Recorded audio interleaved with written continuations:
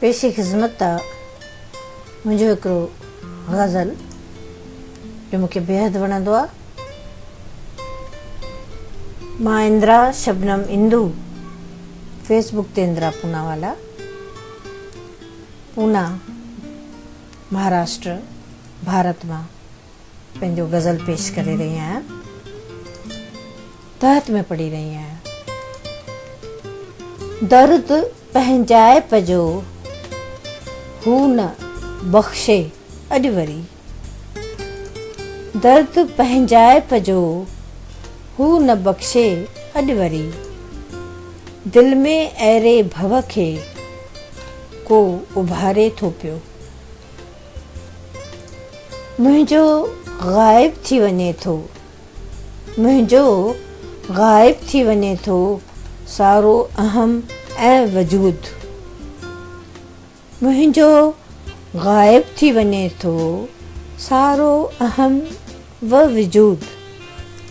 छा त ॼाणूअ जी निगाह सां, छा त ॼाणूअ जे निगाह सां हू निहारे थो पियो, हिकु पिरोली आई हुईं थी पिरोली, हिकु पिरोली आई हुईं थी पिरोली रहंदीअ तूं, गौर फरमायो, हिकु पिरोली आ हुईं थी पिरोली रहंदीअ तूं, उलझन जे विच में हू मूंखे बीहारे थो पियो, ही बंदि आख़िरी बंदि मूंखे बेहदि वणंदो आहे। छा सलण खां बहितर आहे शबनम अलण, छा सलण खां बहितर आहे शबनम अलण